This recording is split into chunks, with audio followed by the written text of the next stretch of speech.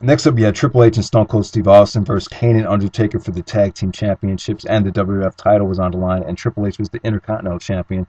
So all titles were on the line. The name of the theme of the pay-per-view was "He who has the power has the gold, and he who has the gold has the power." So yeah, this is when they started the two-man power trip with Austin and Triple H. Now this match wasn't that good. You know, I wasn't a big fan of Undertaker at the time, and Kane. I don't know, Kane and Taker at the time. I wouldn't really say they were in the prime of their careers. You know, yeah, this match had a pretty weak finish. It's really nothing memorable. It's definitely not even worth going out of your way to see. But let me say this about the two-man power trip. I just don't think it made a lot of sense, to tell you the truth. I think Austin's heel turn got better once Triple H left. I think he really, you know, came into his own after Triple H went out with the quad injury. But you know, Triple H and Austin, you know, teaming up, because of the feud that they just had, and I just don't think the two guys mix. In my opinion, that's like having RVD and Triple H team up together. It's just, I don't know. I just didn't think they mixed together. But yeah, like I said, Backlash, a pretty good show. Not one of the better pay-per-views in 2001, but I still thought it was a good show. All right, Judgment Day 2001. I like this pay-per-view because, you know, it really set the tone for, you know, some of the stuff that would happen in the summertime. I thought it really accomplished a lot. Even though, you know, it had a pretty weak main event. You know, you had Benoit versus Angle, 3 stages of hell. This was for Kurt Angle's gold medals. First fall, singles. Second fall was a submission match. Third fall was for the a ladder match for Angle's medals. Yeah, Benoit actually stole Kurt Angle's gold medals, put him in his pants, had him wrestling against his genitals. So Angle thought he was sick for doing that. And, you know, some of the fans kind of sympathized with Angle during this time. So you can see Angle slowly was getting, you know, a lot of the fans on his side.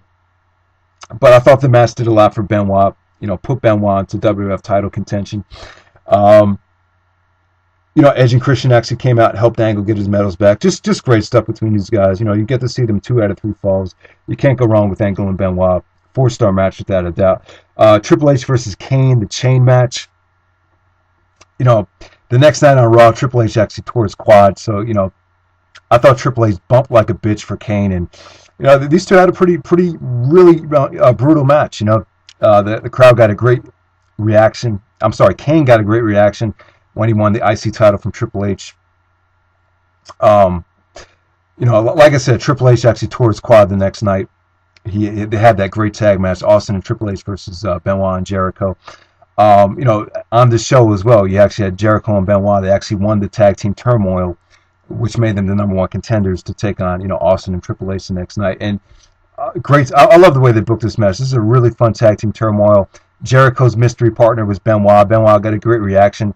You know, the fans legitimately, you know, love seeing Benoit and Jericho team up together after all the times they saw them, you know, fight. So yeah, and from the main event, you had Stone Cold Steve Austin versus The Undertaker. Not really a great feud. You know, I think the feud was Austin tried to, I think he called 911 and said that, you know, someone was stalking Undertaker's wife, and Austin just did it to you know, to piss Taker off or whatever. So yeah, it wasn't a great feud. And the actual match, this is when Taker, you know, the American Badass character, was really struggling. I thought he was really having a tough time in the ring and on the mic, and really weak ending.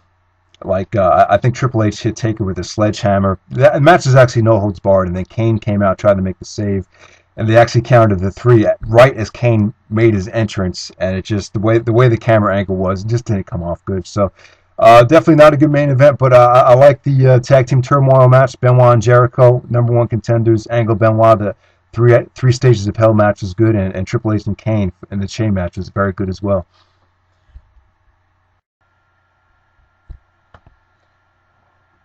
All right, next up we have King of the Ring. You know, this is when Angle proved that he's the man. You know, he wrestled 3 matches, and then the match with Shane McMahon, he actually got a concussion, broke his tailbone, and yeah, I mean, just a serious gut check for Kurt Angle. Just great stuff.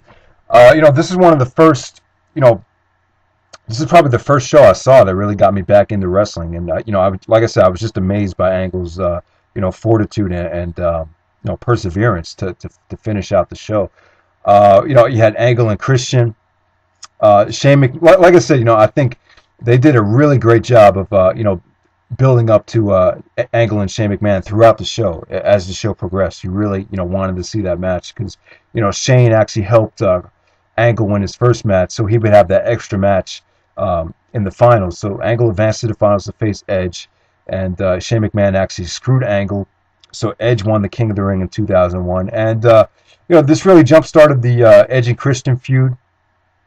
Because Edge won the King of the Ring, Christian was all jealous of him. But as far as Edge's, actual push in 2001, I thought it was really good. He had a lot of females on his side. He had a lot of. He was a good babyface. I really thought it was going great. So yeah, Angle versus Shane McMahon. You haven't seen it yet. Great stuff. I think even Angle said, for a while he considered this his best match ever, and that's amazing considering Shane McMahon wasn't really a real wrestler at the time. Wow, I mean, both guys just went through hell. This had a mix of everything. I think this match, you had a combination of, they were doing some mat wrestling at the time. Angle was, bullying him and saying, "Let's see if you can take me on the mat." And Shane, took out the kendo stick, took out the garbage cans. It was a really, brutal match. And Shane pulled out a shooting star press. The match just gave you everything. You had a combination of technical wrestling, mat wrestling, and then as the match progressed, it got more brutal, more stiff.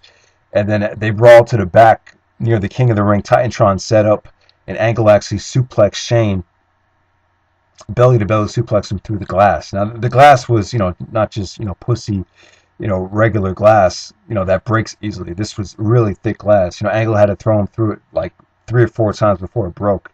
So yeah, then Shane got all bloody, and then there were some great near falls, great high spots, and then the ending to the match, Angle did the Angle slam to Shane off the top of the rope, on the top of like this wooden board. So just a great finish, and a great way to elevate Angle as a babyface heading into the summertime. So yeah, and then the main event, we had Stone Cold Steve Austin, the WWF champion, versus Chris Benoit and Chris Jericho in a triple threat match. I like the match. Jericho talked about it in his book how the build-up sucked and he thought the match fell flat. I think the problem with this was, the fans were burned out from the street fight, number one, and number two, they did this whole thing with, whether if Benoit or Jericho wins the title, that they would go to WCW, and I think that kind of, hurt the crowd. I don't think anyone really wanted to see that happen. And but you can't deny the effort. The crowd wasn't good, but in my opinion, if you turn the volume down, just watch it as a match itself, it was really great stuff. I thought all 3 guys worked their asses off. Benoit actually was going to have neck surgery, so for him to compete the way he did in this match says a lot. Because Booker T actually came out, put Austin through a table, so he had pretty good drama. And the fact that Austin won the match, JR really sold it well. Like, Austin was the luckiest man, and they were in New Jersey, so it was Austin's the luckiest man in Jersey tonight. So, but yeah, I just thought it was a lot of fun. You had, Benoit and Jericho with the double submissions on Austin. They were ganging up on Austin. Then Benoit and Jericho turned on each other. So you had a lot of different elements here. I think it's one of the most underrated triple threat matches ever. And, I thought it was great, even though it had a poor crowd. So yeah, that was the King of the Ring. All right, next up we have Invasion. Now, I know a lot of people don't like the Invasion, but, I loved it. I thought it was a great storyline. Now, obviously, I know a lot of you guys that were big fans of WCW wanted those guys to come in, the big names. But, because of their Time Warner contracts didn't fully expire yet.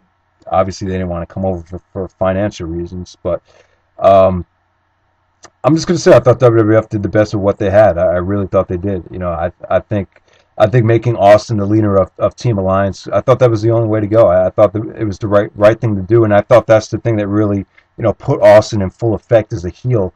And, I think people forget, Austin was WCW before WWF. He always hated Vince McMahon, so in some ways, the whole thing with, Vince kissing Angle's ass, Angle kissing Vince's ass, I just thought it made for a nice story, actually. So, obviously the thing that stands out on this show is Rob Van Dam versus Jeff Hardy.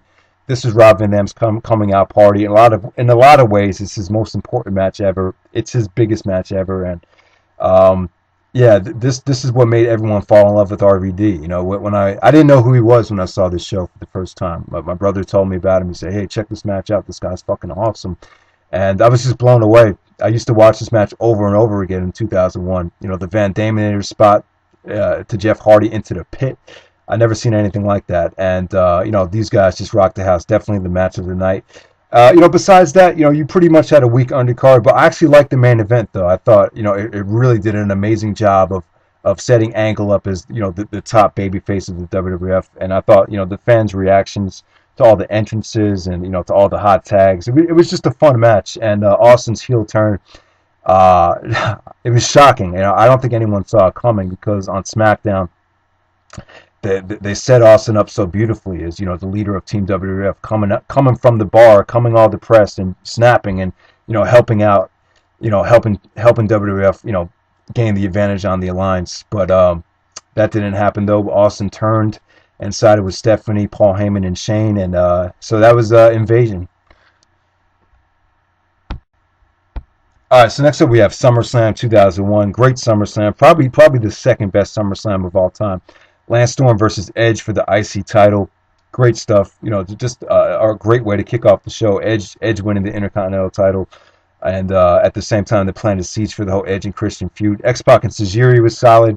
You know, Jericho and Rhyno was a really good match. You know, if you've seen this match live, Jericho botched like 3 things in a row, like really, you know, obvious botches that really, took away from the match. But I still thought it was really solid, though. You know, you had Rhyno actually spearing Jericho after Jericho, you know, tried to do like a double axe handle off the top rope and speared him on the mat. That was pretty sick, and just a really good ending too. You know, this is in the middle of the whole Jericho Stephanie feud. At the time, Stephanie was actually managing Rhyno.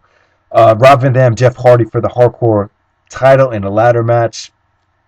Great stuff from these guys once again. This time they used a ladder. RVD was insanely over.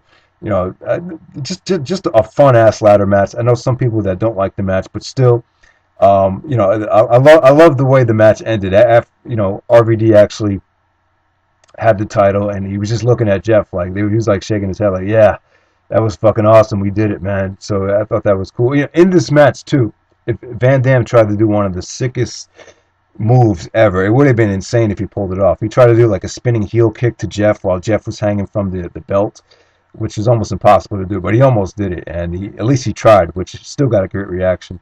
Austin versus Angle for the title. Great build-up, great intensity. I love this match. Austin, you know, hit Angle with like 3 stunners. Angle kicked out of, you know, 3 Stone Cold stunners. Angle was bleeding like crazy. You know, put the ankle lock on Austin. Austin, you know, crying like a bitch, and you know, Austin knew he couldn't put Angle away, so he started stunning all the referees. Just great emotion, great drama. You know, Austin playing, you know, this is Austin finally playing, you know, the cynical badass heel. And I thought this is definitely one of, you know, Kurt Angle's best matches ever, and definitely one of Austin's best matches. So, yeah, and I'll probably say the second best SummerSlam match of all time. WCW title, Booker T versus The Rock. You know, Booker T was the WCW champion. The Rock actually, you know, came back from the Scorpion King, and, you know, first pay-per-view back, he won the WCW title. I think this is a mistake in retrospect. I think it would have been better for Booker T's career if he somehow, you know, retained this title and maybe, you know, escalate this feud a little bit more, build it up a little bit more. I think it was kind of unnecessary for The Rock to win the belt this soon. I think, you know, put a bad taste in people's mouths, and I don't know. I just think it really was unnecessary, and I don't think The Rock needed it at all. But I understand that, you know, Rock's first pay-per-view back, main event, you want to have the fans go home happy, so I guess that's why they did it.